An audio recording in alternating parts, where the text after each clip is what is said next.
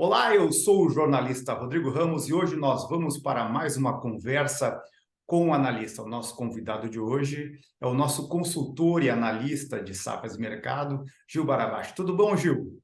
Tudo bem, Rodrigo? Feliz ano novo para ti.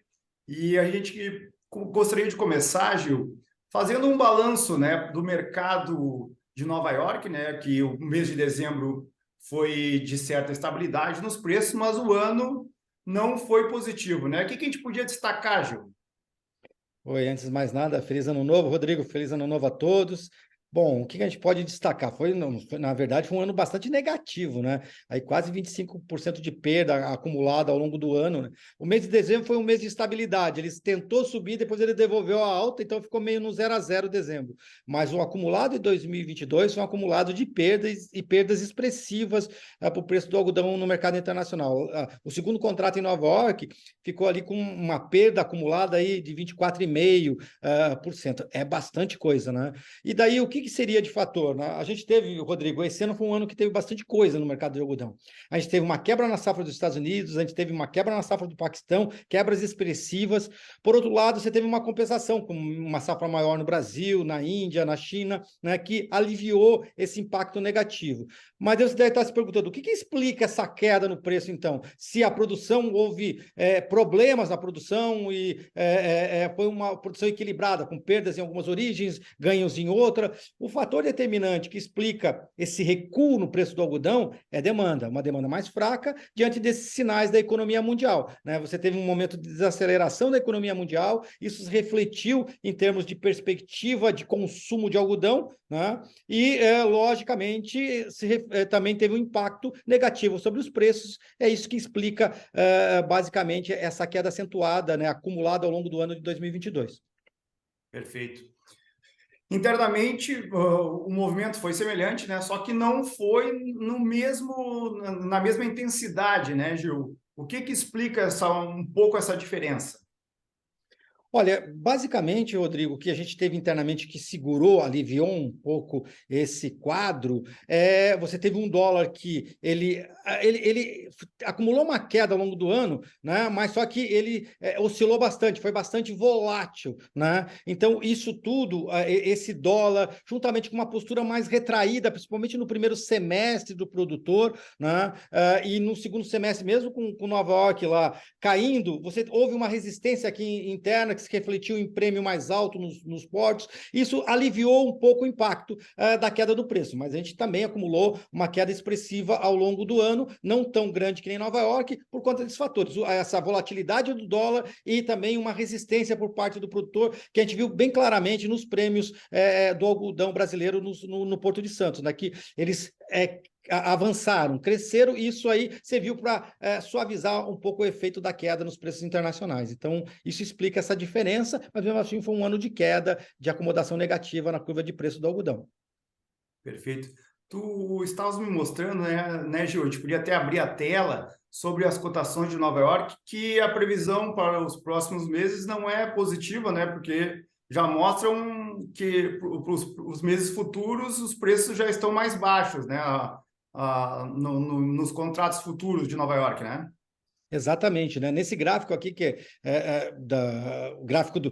Primeiro, esse gráfico aqui, que é o contrato março em Nova York. A gente vê aqui o movimento, a queda no preço, a gente consegue ver visualmente aqui, aonde foi e aonde terminou. Ele chegou a ficar até mais baixo, depois ele deu uma reagida, mas está sem força para subir e ficou aqui andando de lado, terminou o final do ano aqui próximo dos 80 centavos, né? Agora está próximo dos 80 centavos.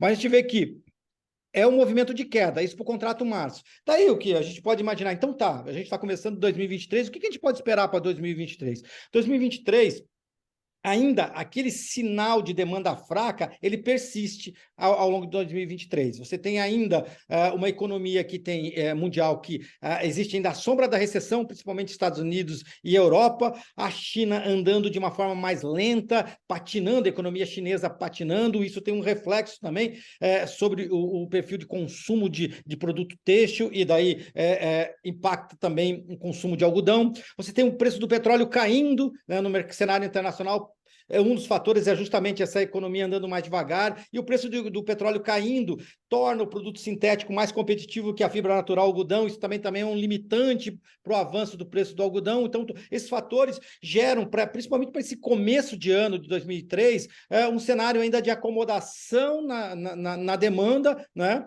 E de preço sem força, sem força para uma recuperação, né? E daí, a gente olhando os contratos, que nem você citou, esses contratos futuros que a gente olha aqui do lado, esses contratos, as posições à frente, né, as posições futuras, eu estou olhando aqui março, maio, julho, outubro, dezembro, março de 2024, o que a gente percebe? Que os preços vão caindo, ou seja, que essas cotações, a linha dela, o spread dela é um spread negativo. O que Nova York quer dizer com isso? Quer dizer que existe uma expectativa desse preço cair ao longo de 2023, né? E daí, por que eles estão trabalhando com esse cenário? O cenário é simples.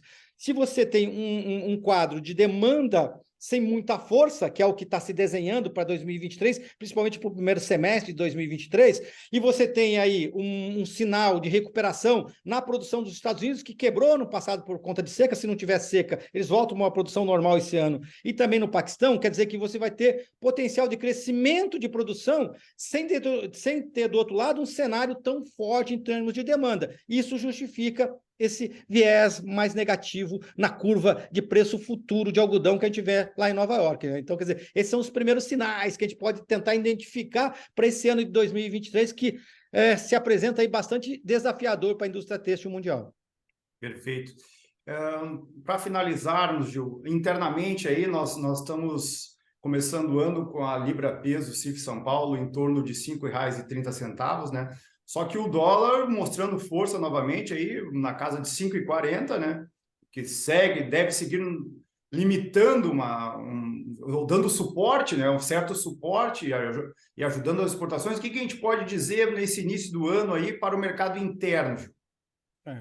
Olha, esse do mercado interno está muito ligado. Primeiro, a gente está avançando aí para a entre-safra aqui no Brasil, né? Então, isso aí, naturalmente, já cria aí uma certa sustentação para os preços. Esse é um ponto. E outro ponto, esse dólar valorizado. Esse dólar valorizado torna o preço do algodão em reais, você potencializa um ganho em reais do preço do algodão. Então, quer dizer, isso reflete no mercado interno.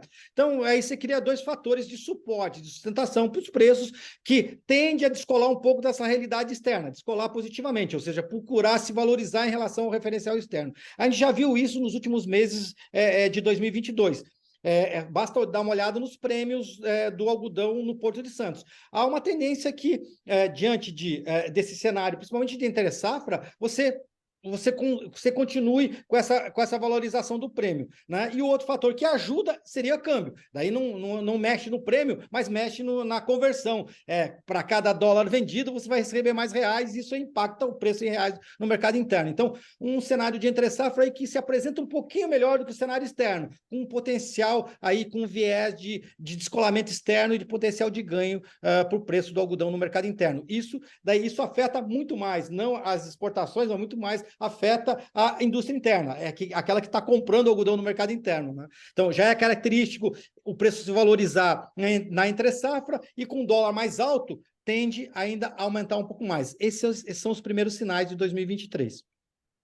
Muito bom. Muito obrigado, Gil. Gostaria de agradecer a tua presença aí e até uma próxima, Gil.